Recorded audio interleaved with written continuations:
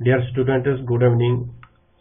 Today we will discuss about the development of the urogenital system second, and our discussion will start with some clinical cases.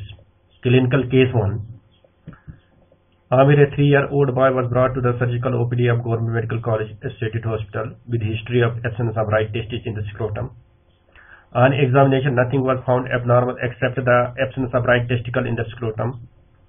The left testis was located well in the scrotum and was of normal size.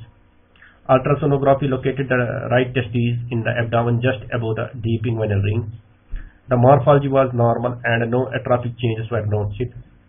The child was planned for orchidopexy as it was a case of undescended testes. Orchidopexy is a surgical procedure used to bring the testes to the scrotum. Now this photograph that of a child having in the scrotal area, we can see the left side of the scrotum is full because the testis is already present here, while on the right side it seems to be empty because the testis is not there. So this is a case of undescended testes, and this can be understood only when we go through the developmental process. Another case, clinical case, that is a 16-year-old girl was brought to the gynae OPD of Sikimus Saura, Srinagar with history of delayed onset of menstruation. On examination, the gynecologist found external appearance, all physical features of the female for that age group. Vaginal examination showed blind vagina. Ultrasonography, ovaries and female reproductive tract not located. Small atrophied testicles were seen bilaterally in the inguinal canal. Chromosome analysis showed 46XY pattern. A diagnosis of the androgen insensitivity syndrome was made, which is a type of developmental sex defect.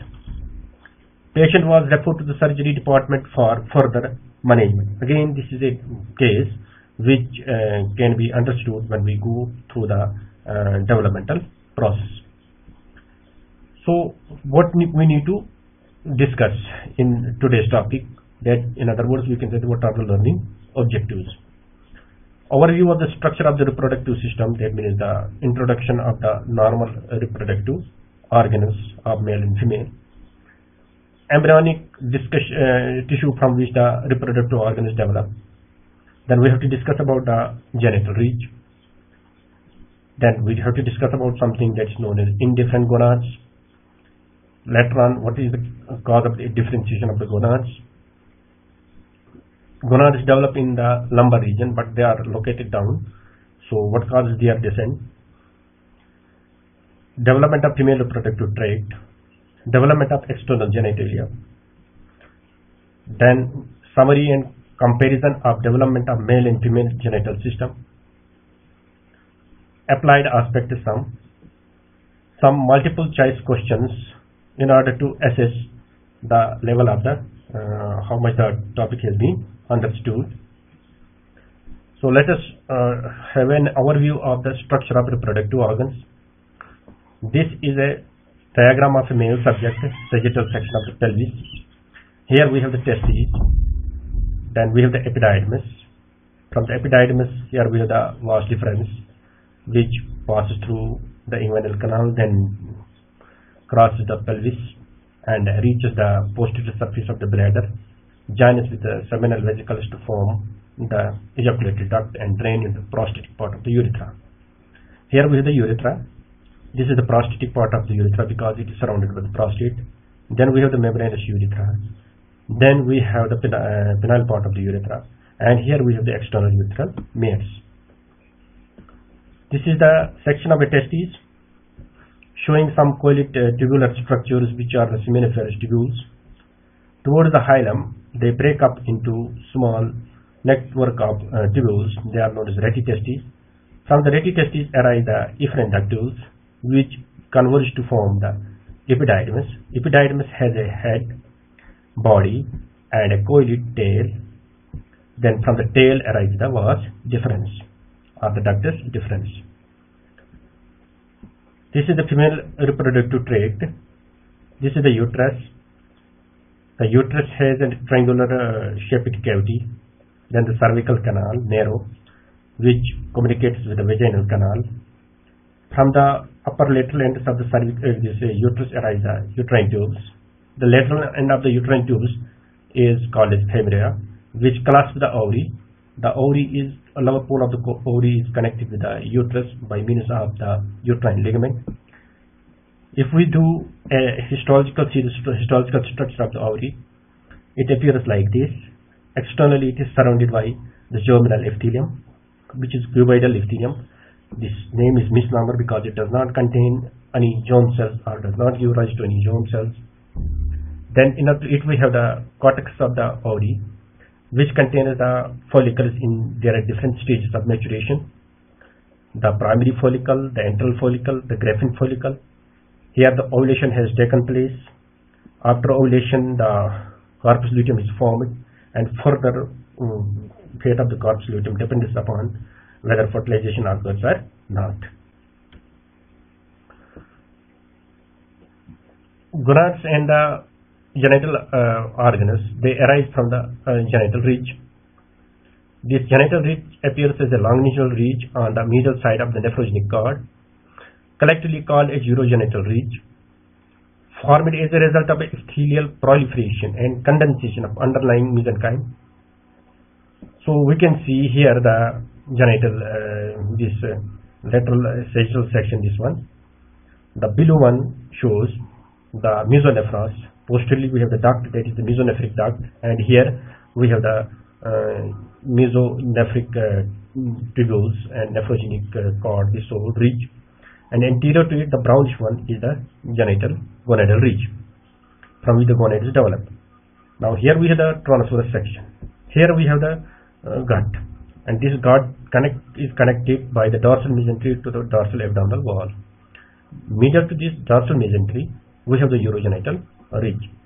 The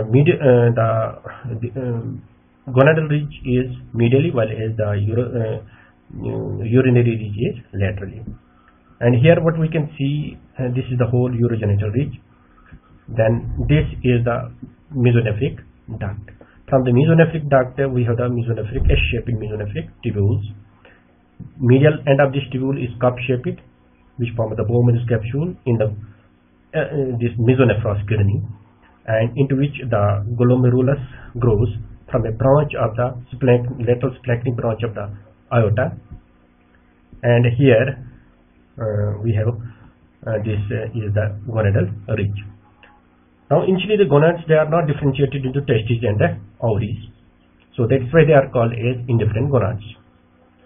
Epithelial cords of epithelial cells grow and invade the mesenchyme. These cords form primitive sex cords. The gonads at this stage are called as indifferent gonads. So if we see in this diagram, this is the gut, the yellow one, surrounded by the mesentery, connected by the mesentery to dorsal abdominal wall. Then on the lateral aspect of the mesentery, we have two ridges.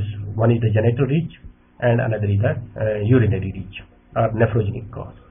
Here we have the dorsal aorta, which gives us one of its lateral splanchnic branches, from which arise the glomerulus and enters into the cup-shaped Bowman's capsule of the S-shaped tubule of the we can say the mesonephric tubules. And here this one is the mesonephric duct, and the below one is the paramesonephric duct. So this paramesonephric duct also starts arising at the mesonephric stage of the kidney. So these are the primitive sex cords, which develop from the proliferation of the overlying epithelium.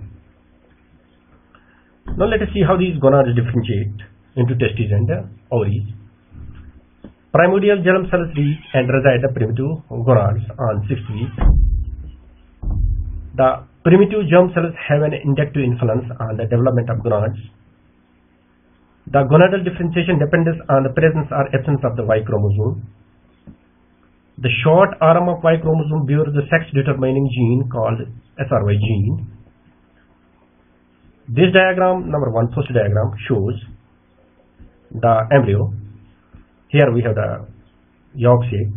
On the dorsal wall of the yolk sac, we see small granules, reddish. These are primordial germ cells. They are located on the dorsal wall of the yolk sac, close to the allantois.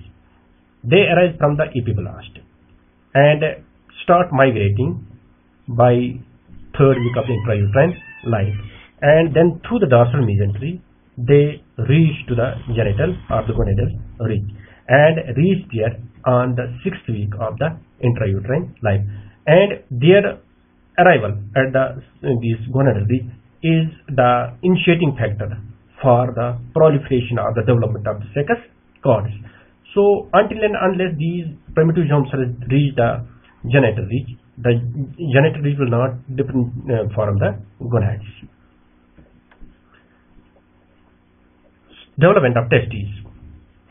Initially, now in this stage we can see that the primitive germ cells, after reaching there, they reside in the gonadal ridge or the genital ridge. So once they reach there, the sex cords, the epithelium proliferates and forms the secus cords. These are initially the primitive secus cords. Then, under the influence of the SRY gene, these primitive sex cords, naturally, if we have the XY chromosome, which will contain the Y chromosome will contain the SRY gene. Under its influence, the primary sex cords, they will enlarge, proliferate, grow deeper into the mesenchyme, and they will now called as medullary cords.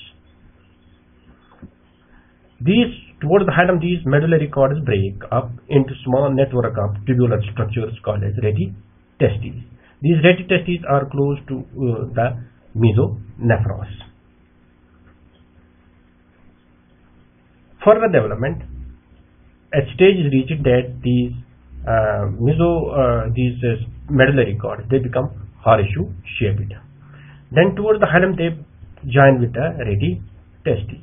The retitestes then join with the efferent dactyls, which develop from the mesonephric tubules. These mesonephric tubules drain into the mesonephric duct, which later on forms the duct system of the testes. In between these cords, sex cords, we have the mesenchyme, which forms the interstitial cells of the Leydig. While as the medullary cords or the primitive cords, they contain the Sertoli cells and the germ cells. So the medullary cords now contain Sertoli cells derived from the surface epithelium. So Sertoli cells, they are derived from the surface epithelium, and the primitive germ cells, they are also present in the secus cords. Interstitial cells of Leydig, they are derived from the mesenchyme, which is draped between the medullary cords. Until puberty, these medullary cords they do not undergo this luminization. So at puberty, they become they acquire a lumen and form the seminiferous tubules. Now let us see what happens to the mesonephric duct center tubules in males. We have the SRY gene, which is present on the short arm of the Y chromosome, plus a factor that is called as SOX9. Both of these together change this indifferentiated gonad into the testes. Now they act on the primary sex cords. So primary sex cords, they form the Sertoli cells, and also Leydig cells are formed from the mesenchyme, which is draped between these sex cords. The Sertoli cells, they produce a hormone, a factor, which is known as Mullerian inhibitory factor, which causes inhibition of the Mullerian ductus or degeneration of the Mullerian ductus. Mullerian ductus lead to the formation of this female reproductive trait. Leydig cells, they secrete testosterone. Testosterone acts in two ways. Directly, it acts on the mesonephric ductus and tubules. The mesonephric ductus, they develop into epididymis, vas deferens, seminal vesicle, and ejaculatory ductus. Here, while as the tubules, mesonephric tubules, they form the efferent ductules. Then testosterone gets changed peripherally into dihydrotestosterone. This dihydrotestosterone acts on the prostate and the male external genitalia and causes their growth. Now in this diagram we see here we have the developing gonad, this one, the grayish one, and lateral to it we have the mesonephros, which contains the mesonephric duct and the mesonephric tubules. The mesonephric duct, under the influence of the testosterone, develops into epididymis, so this will form the epididymis.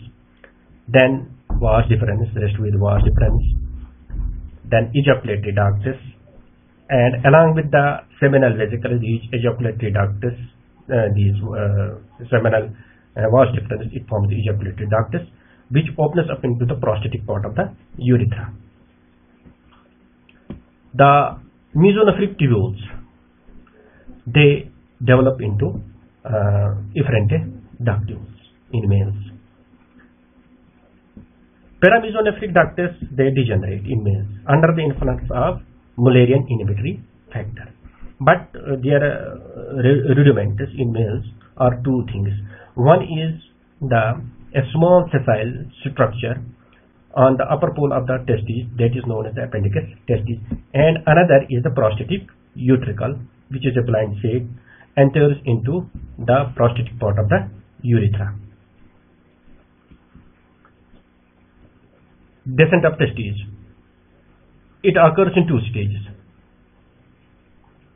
transabdominal, transinguinal. Factors assisting testicular descent, we have two fibrous cords. One is gubernaculum, a fibrous cord which attaches the lower end of the testes to the scrotal swelling. Cranial suspensory ligament attaches it to the posterior abdominal wall. Cranial suspensory ligament degenerates while gubernaculum thickness and undergoes relative shortening. Hormones assist this process, like we have insulin-like factor ISL3, which promotes the transabdominal descent. Androgens cause degeneration of suspensory ligament, thereby facilitating inguinoscrotal descent. Now this diagram will help us to understand the process of the descent of the testes. Here we have the posterior abdominal wall. The testes, they are attached by a fibrous ligament, that is superior suspensory ligament or cranial suspensory ligament, with the posterior abdominal wall. And the lower pole of the testes is attached by a fibrous cord which is known as gubernaculum with the scrotum. So at this stage the transabdominal descent will happen. The gubernaculum shortness, relative shortening of the gubernaculum, and the suspensory ligament, it degenerates. So naturally it will cause sort of a traction, because it is attached, lower end of this gubernaculum is attached to the scrotum, so it will pull the testes down. Then later on transinguinal descent will occur. During transinguinal descent, there occurs evagination of the layers of the anterior abdominal wall, which form later on the coverings of the testes. Here we can see the testicular descent. First of all, initially this stage, the testes are in the abdomen, and it has a cranial suspensory ligament by which it is attached with the posterior abdominal wall, and gubernaculum, which connects its lower pole basically with the scrotal swelling. Here this is the inguinal area here. Then in this stage what happens, the transabdominal descent occurs. So there occurs the evagination of the abdominal wall. Then after that we have the transinguinal. So the testis passed this stage into the inguinal, scrotum. Once it passes into the scrotum, it carries the layers of the anterior abdominal wall with it. Initially, when the scrotum, this testis traverses the inguinal area, this area, here a pocket of the peritoneum is formed, which is known as the process vaginalis, onto which the testis slides. Later on, this process vaginalis forms the tunica vaginalis. So the coverings of the testes, we have first one is the fascia transversalis. Once it passes through the deep inguinal ring, which forms the internal spermatic fascia. Then we have the layers of the transversus abdominis and internal oblique, which form the cremaster muscle and cremastric fascia.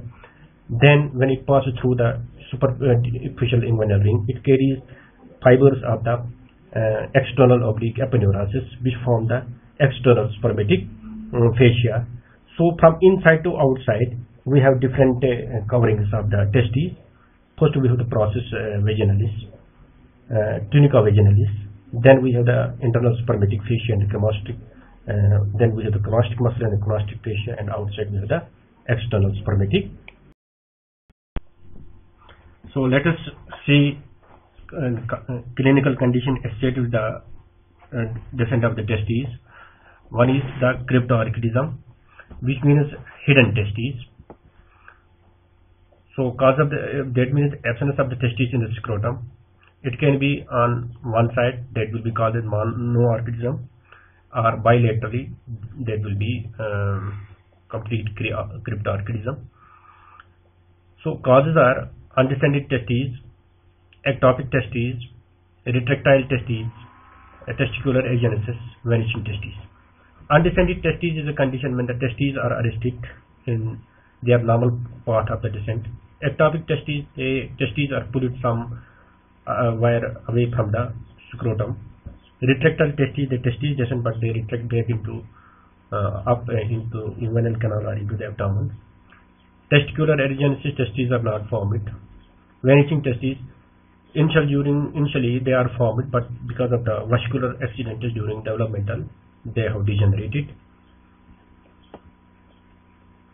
Undescended testes can be located in the abdomen. It can be present at the deep inguinal ring. It can be present in the inguinal canal, or it can be present in the superficial inguinal ring. The testicular descent begins. The testes traverses the inguinal area in the 3rd month of intrauterine life, and it gets trapped in the deep inguinal ring up to the 7th month of the intrauterine life. Then it passes through the inguinal canal in 8th month and reach the scrotum at 9 months. Case of the undescended testes, incidence is about 3% in normal full-term these male infants, but it can be as much as 30% in case of the preterm male infants. So in this diagram we can see two sides. One side shows the undescended testes. So these undescended testes can be located abdomen, inguinal ring, the inguinal canal or the superficial inguinal ring. Then on this side we have the ectopic testes. That means abnormal location of the testes. The testes are pulled away from its normal path of descent.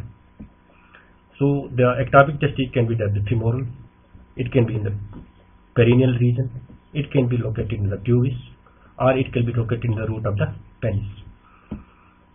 And the cause of the ectopic testes is because the gubernaculum has different tails. One is the scrotal tail, we have the pubic tail, perineal tail, the femoral tail, and the inguinal tail. The location of the testes depends upon which of the tails becomes dominant. Normally the scrotal tail becomes dominant, so we can see usually the testes in the scrotum. But if any of these tails get dominant, it will pull the testes to that area, so we can call such a testes as ectopic testes. Now there is difference between the ectopic and the undescended testes. Undescended testes, they are arrested in the normal part of the descent, while as ectopic testes, they are pulled away from their normal site of the location. Undescended testes undergo atrophy, while as ectopic testes, they do not undergo atrophy because they are superficially located and they are exposed to low temperature, while as undescended testes, they are exposed to high temperature. So they undergo atrophy and no spermatogenesis occurs. The undescended testes undergo tumor formation, while as the ectopic testes, they do not undergo tumor formation. Undescended testes can be exposed to trauma.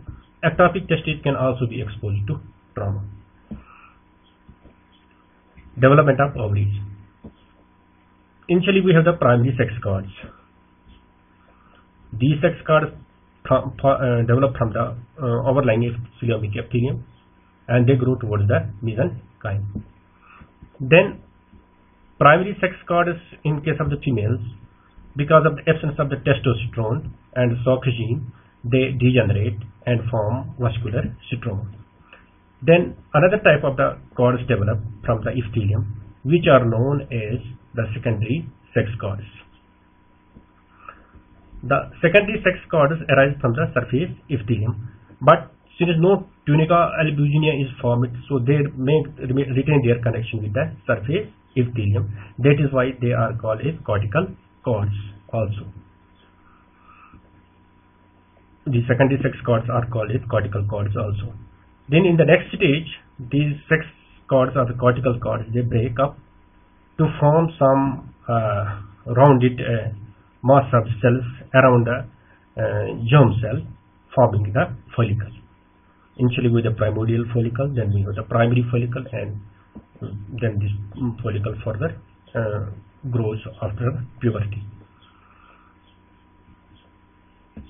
The Mullerian ductus, since there is no Mullerian inhibitory factor, so they will develop into the female reproductive tract, that is the uterus, the oviductus, the cervix, and the vagina. On the other hand, the mesonephros and the ductus, mesonephric duct and the tubules, they degenerate. The mesonephric duct, it forms the Gartner's duct, which runs along the side of the and contained in the broad ligament and runs along the side of the uterus, then along with the side of the vaginal wall.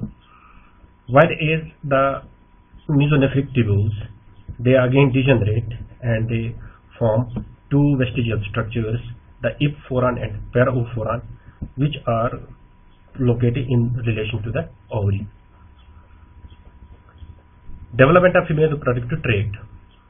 Paramesonephric ductus, also called as Mullerian ductus, give rise to female reproductive tract.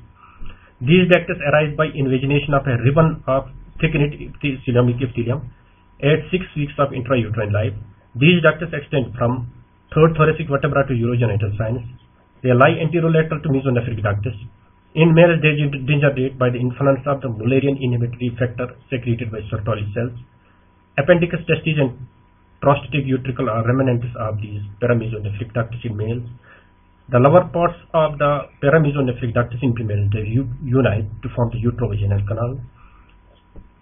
Now here again we go to the initial stage of the urogenital system development. Here we have the urogenital cord. The blue one is the nephrogenic cord, while the brown one is the gonadal cord. Here we have the indifferent gonads. In this transverse section, if we do a section like this along this black line, we will see this like this, the urogenital ridge. Here we have the mesonephric duct, this mesonephric duct, which in the transverse section appears like it at the lateral end, and from it is arises the S-shaped tubule, that is the mesonephric tubule, which has a cup-shaped area, the Bowman's capsule, into which a branch of the aorta that grows and forms the glomerulus. Later on, this also degenerates because then the definitive kidney develops from the metanephros. The Mullerian ductus or the paramesonephric duct starts developing at this stage also, and further it is fed depends upon the secretion of the Mullerian inhibitory factor. If it is Y chromosome is there will be Sertoli cells, so naturally this will degenerate. But in case of the ovaries, it will undergo development and form the female reproductive tract. Now these paramesonephric ductus, they arise as invagination of the coelomic epithelium, just lateral to the mesonephric duct like this. Now here what we see, the two duct systems are over here. Most medially we have the developing gonad, that is the ovary.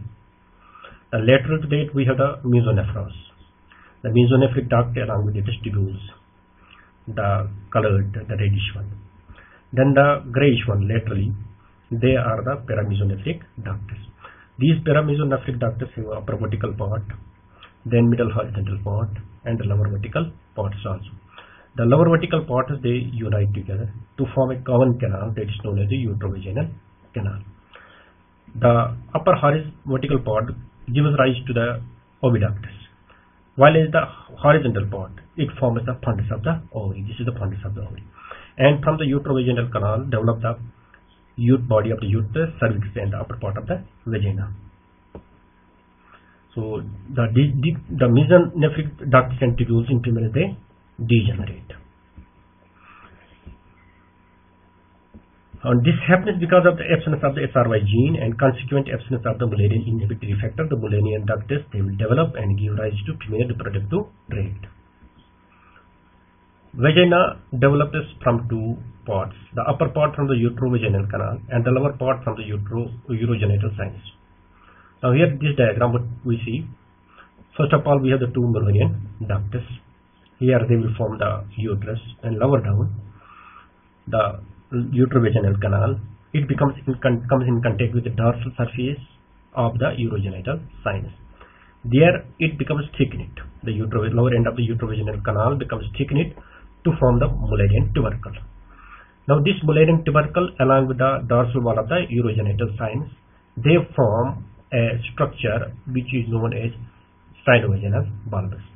Now these sinovaginal bulbs, they proliferate to form the vaginal palate. So this is the vaginal palate.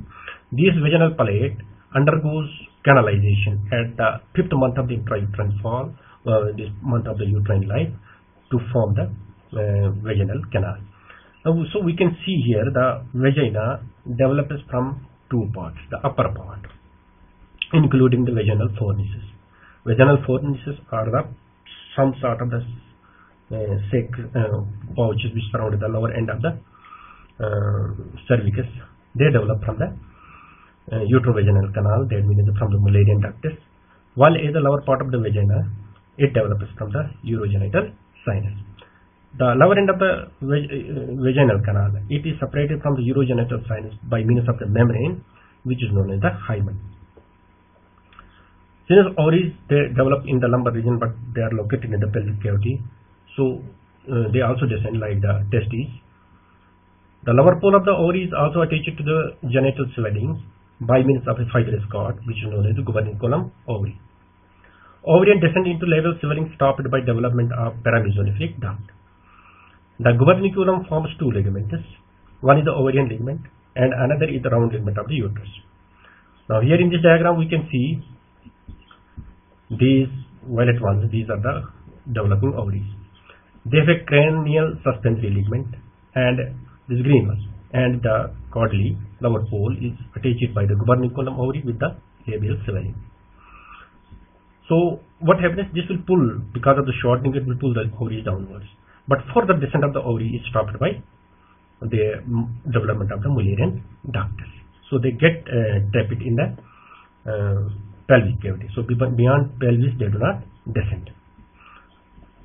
So gubernaculum ovary works like the gubernaculum testis. Due to development of Mullerian ductus into uterus and oviductus, two things happen. One is the descent of the ovary beyond the pelvis is interrupted, and another is the gubernaculum forms two ligaments. One is the ligament of the ovary, which connects the lower pole of the ovary with the lateral wall of the uterus, and another is the round ligament of the uterus, which passes from the lateral wall of the uterus towards through the inguinal canal. This is the inguinal canal into the labia majora. So in a nutshell, we can say that the gubernaculum ovary, by formation due to development of the Mullerian ductus, it gets divided into two ligaments. One is the ligament of the ovary and another is the round ligament of the uterus. Development of the external genitalia. First we have the formation of the cloacal folds on the lower border of the cloaca, on either side of the cloacal membrane. The cells from the primitive streak thought to form cloacal folds. Cranially, these folds form the genital tubercle, and caudally they form the anal fold. Caudally, these folds divide to form the urethral folds and anal folds. Genital tubercle in females form the clitoris. In males, the genital tubercle enlarges rapidly to form the falls. The enlarging falls pulls the urethral fold forwards, Urethral folds in females remain separate and form labia minora. Lateral to urethral folds, labiosecretal swelling is developed. In males, these swelling is joined to form scrotum. In female, genital swelling remain separate and form labia majora. Now, this is the diagram which will help us to understand the development of the external genitalia. First of all, we have the urethral folds. Now, urethral folds are formed from the cloacal folds.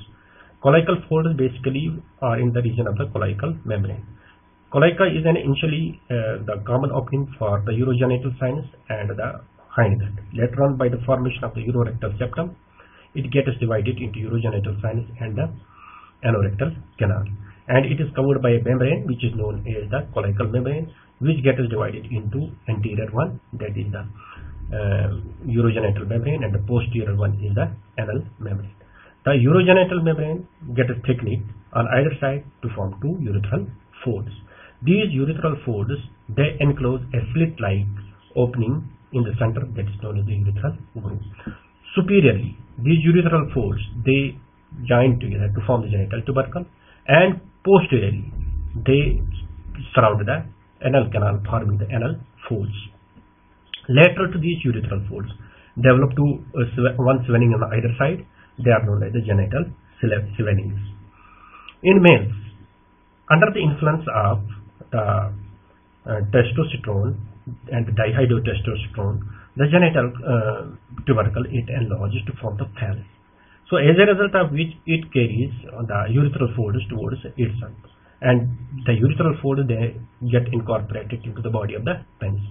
At the same time, the urethral groove, the epithelium in the urethral groove proliferates to form the urethral palate, which by closure of the urethral folds form the penile part of the urethra. But it does not extend into the glandis penis. At the glandis penis, the invasion of the ectoderm forms the external urethral meatus. So we can say that the penile part of the urethra, it develops from the urethral epithelium of the urethral groove, that itself develops from the urogenital sinus, while as the external urethral meatus develops from the ectoderm. The genital swellings in males close to form the scrotum. In females, the genital tubercle remains short because of the absence of the testosterone. So it will form the clitoris. While the urethral folds, they remain separate to form the labia minora, which enclose the vestibule. In the vestibule, we have two openings. Posteriorly, we have the vaginal canal, and anteriorly, we have the urethra. The genital swellings, they again remain separate and form the labia majora.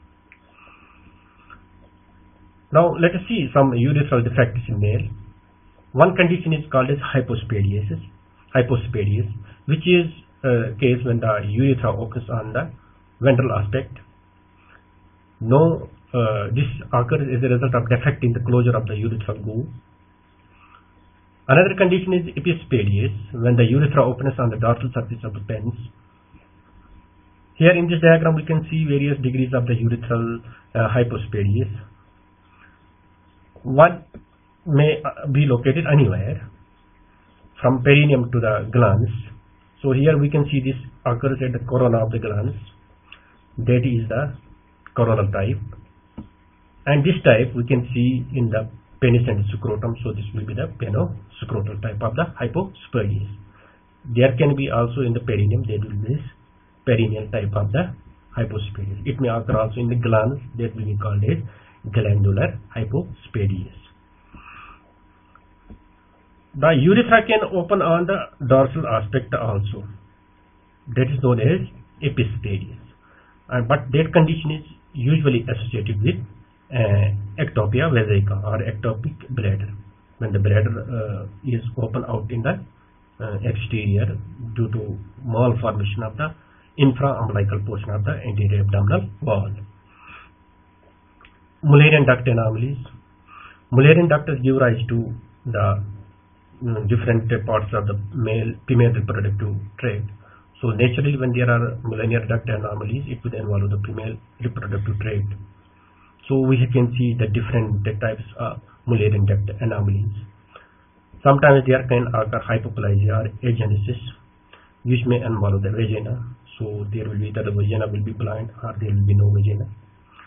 It may involve the cervical canal. So there will be blind cervical canal. It may involve the body of the uterus or the fundus.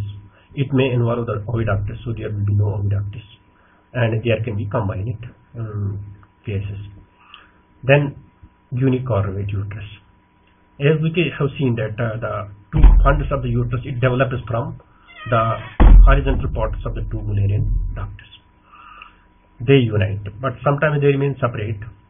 So when they separate and develop separately, we call them as cornuate uterus. Now this cornuate uterus, what happens that there may be one side may develop, undergo development, and other remains small. So another type, it may communicate or it may remain non-communicative. In one, there will be no lumen or cavity, and sometimes there can be only one this horn of the uterus. The two Müllerian ducts, they do not join together, so they will lead to bicornuate uterus didelphys. Sometimes one is due to these uterovaginal canal is formed by the joining of the lower vertical parts of the uterovaginal canal, but they don't form a single cavity because the septum remains there, so we can call it as a septate. So the septum may be complete or partial. Now let us see some developmental sex defects, also known as intersex. These defects include several variations in the sex of the individual in terms of chromosomes, in gonads or genitalia. People born with these defects do not fit into the definition of male or female as per UN Charter for Human Rights. So one is Klinefelter syndrome. Here we have the karyotype XXY or XXY. It occurs as a result of non-disjunction of X chromosome. Gonadal dysgenesis, another condition. This is also known as Sayre syndrome, where we have the XY female. The testes do not develop at all. This occurs as a result of deletion or point mutation of SRY gene. Another is Turner syndrome, where we have no Y chromosome, so this is 45X0. In Klinefelter syndrome, the patient has tall stature, poor muscle development, reduced secondary sexual characters, gynecomastia, that the male breasts are developed and the testes are small, so naturally they are not well developed, so the individual will be infertile. And at the same time, we have the female pattern of pubic here. Another is Turner syndrome. The individual is short stature, high altitude plate, webbed neck, shield-like chest, and cardiac and renal defects are also present.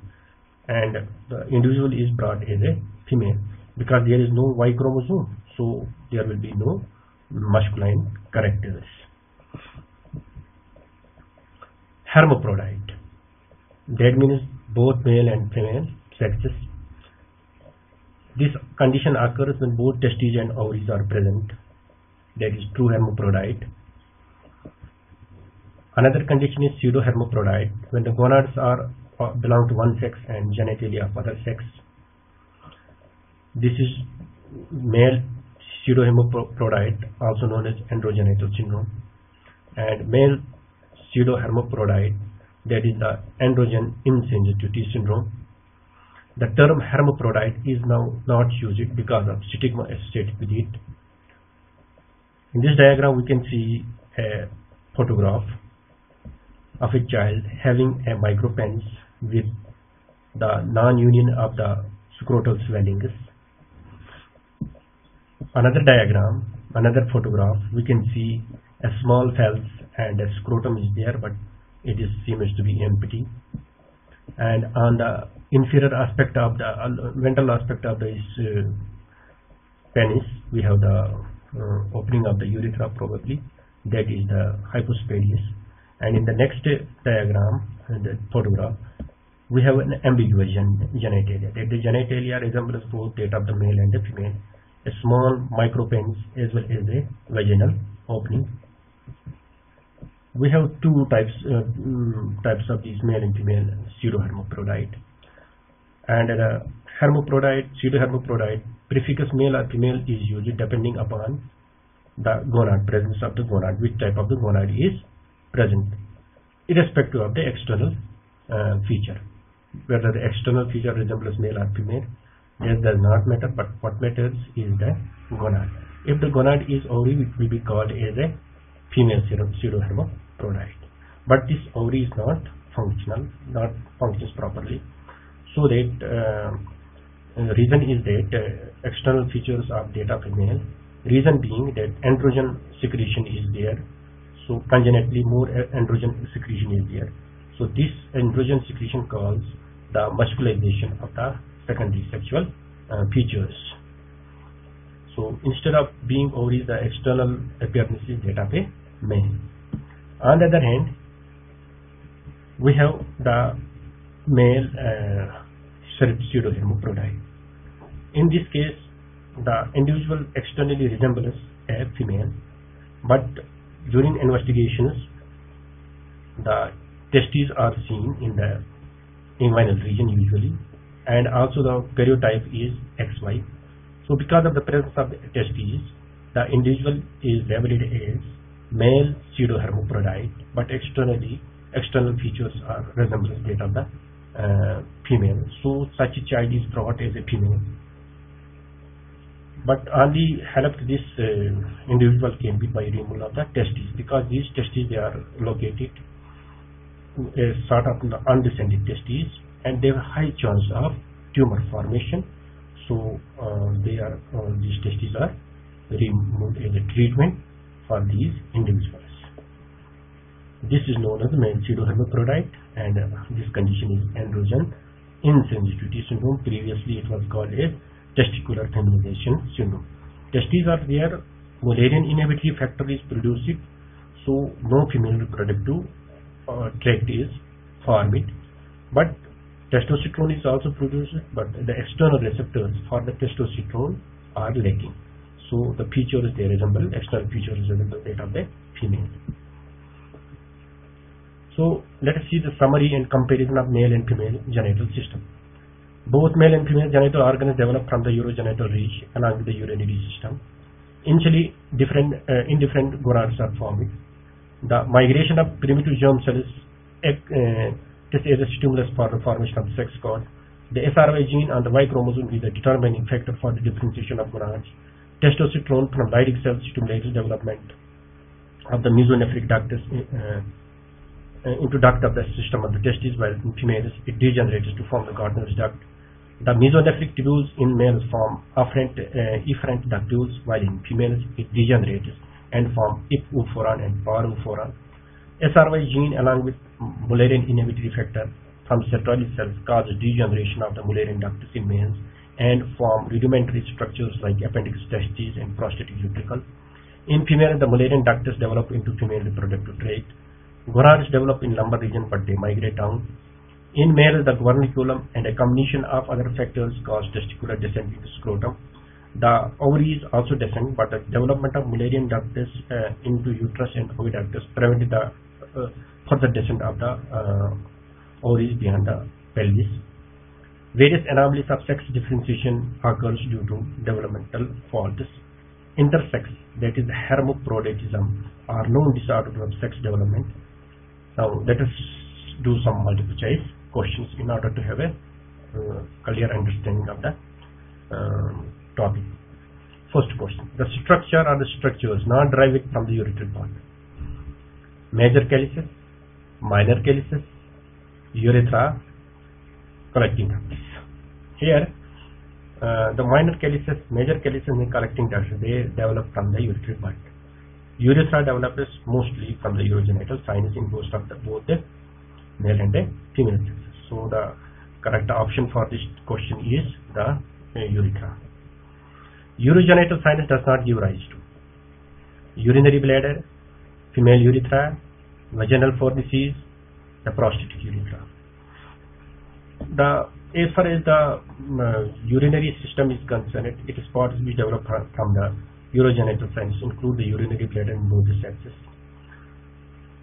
whole of the female urethra, and most of the urethra of the male, except the distal part of the urethra, the external urethral meatus. So we can see that only one option over here is the vaginal fornices, which develop from the uterovaginal canal. A newborn male child was examined by a pediatrician. During examination, the right testis was not located in the scrotum. The explanation that does not hold true for this condition is undescended testes, ectopic testes, testicular agenesis, SRY gene deletion. So this is a case of the cryptorchidism, that one of the testes is missing. It can be possibly due to undescended ectopic or testicular agenesis. SRY gene deletion, on the other hand, will lead that the testes will not form at all. So the option which does not, the explanation does not hold true for this condition is the SRY gene deletion. Parents of a neonate observe it trickling of watery fluid from the umbilicus from the time of birth.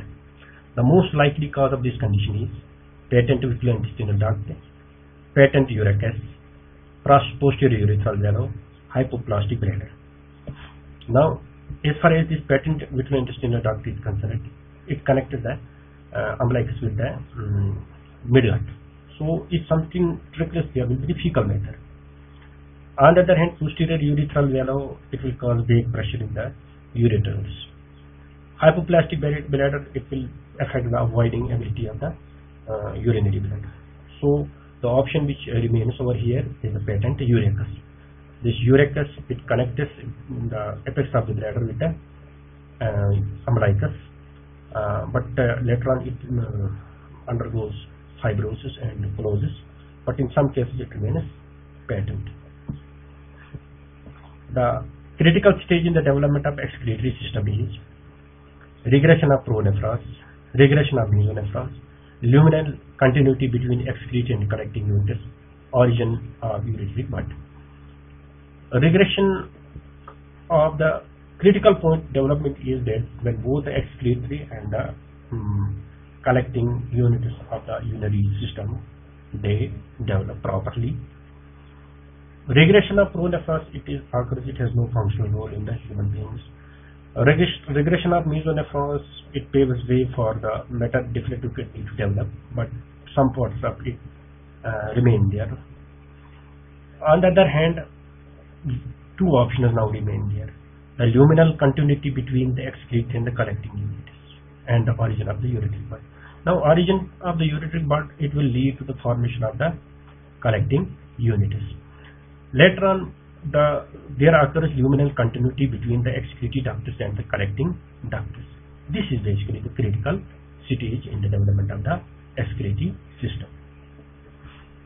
A pelvic kidney receives its blood supply from median sacral vessels, iliac vessels, gonadal vessels, abdominal aorta. So kidney, it develops in the pelvic cavity, then it ascends upwards. So in different stages, it will get its different blood supply from different sources. Usually, it will get its blood supply from the dominant vessels present here. In the pelvic kidney, we have iliac vessels as well as the median sacral vessels, but it has been seen that the pelvic kidney receives its blood supply from median sacral vessels. So this will be the option for this question. Mullerian inhibitory factor is secreted by germ cells, Leydig cells, mesonephric ducts, and Sertoli cells. The correct option is the Sertoli cells. The remnant of mesonephros system in males is appendix testis, appendix epididymis, prostatic urethra, tricle, corpus gland. Appendix testis. Mesonephron, one thing, mesonephrious system, it mostly develops in males to form the duct system of the testes, but portion of the upper end of the mesonephric duct it degenerates, forming the appendicus epi, that is called as appendicus epididymis. While as the appendicus testis, it develops from it is a remnant of the paramesonephric duct. Prostatic utricle is also remnant of the paramesonephric duct. Cowper's gland are glands present in the deep perineal pouch. They have nothing to do with this mesonephros. So the option here is the appendicus epididymis. Follicular epithelium of ovary arise from germinal epithelium of ovary, primary sex cords, secondary sex cords, lateral palate mesoderm. Now, as far as the germinal epithelium of the ovary is concerned, it is misnomer. It's a cuboidal epithelium. It does not give rise to any substantial structure in the ovary. While as primary sex cords, they degenerate. Lateral palate mesoderm has nothing to do with the genital system, because genital system develops from the lateral intermediate mesoderm. So the answer over here, the option which fits with this question is the secondary sex cords, which break up, surround the germinal germ cells to form the follicles. So this is the option which fits with this question. Deletion or point mutation of the SRY gene gives rise to Turner syndrome, Klinefelter syndrome, Sayre syndrome, androgenital syndrome. Turner syndrome, it is due to absence of the Y chromosome. Klinefelter syndrome, extra X chromosome. Androgenital syndrome, it is a case of female pseudohermaphroditism where we have the 40Y XX chromosome. So the answer over here is the Sayre syndrome, which is basically occurs as a result of point mutation or deletion of SRY gene. Not a feature of hot arm syndrome. Bilateral renal agenesis, club feet, pulmonary hypoplasia, cleft palate. This hot arm syndrome, we have discussed it while development of the kidneys. This occurs as a result of the bilateral renal agenesis. And there is oligohydramnia. Because of oligohydramnia, there will be compressive effects on the fetus that may lead to club feet. And also when there is oligohydramnia, there will occur pulmonary hypoplasia, while a cleft palate cannot be associated with this syndrome. It's not a characteristic of this syndrome. So this option is fit for this question. A newborn baby having ambiguous genitalia is secreted. Small testicles are present in the inguinal area, but no female reproductive organ is located. The chromosome pattern will be most likely 46XY, 46XX, 45X0, 46XXY. Now, 46XX chromosome, it is the female chromosome. From the question, it seems to be a male pseudohermaphroditism, while as in female pseudohermaphroditism, it is the 46XX chromosome. 45XY is the Turner syndrome, and 46XXY is the Klinefelter syndrome. So, in case of the male pseudohermaphroditism, the chromosome pattern is 46XY. This is the option. A option is correct for this question. A young married female approached to a gynecologist for evaluation and management of the primary infertility. Investigation revealed bilateral tubal agenesis. The condition can be attributed to. So, here this is a case of primary infertility, means inability to bear conceive. Primary infertility, that means the female has not conceived at all after the marriage. So, defects can be anywhere. When investigation revealed bilateral tubal agenesis, that means the oviducts are not formed. That means some problem with the Mullerian ductus, because Mullerian ductus give rise to the oviductus, uterus, and the vaginal canal. So, which can be the option mesonephric duct defect. It has nothing to do with it. Mullerian duct anomaly. So, as per the question, this option fits for it. Secretion of Mullerian inhibitory factor, it is occurs in males. So, congenital adrenal hyperplasia, it is a case of pseudohermaphroditism. So, the option best for this question is the Mullerian duct anomaly. So this is all for today. Inshallah. Hope for the best. Take care. Thank you.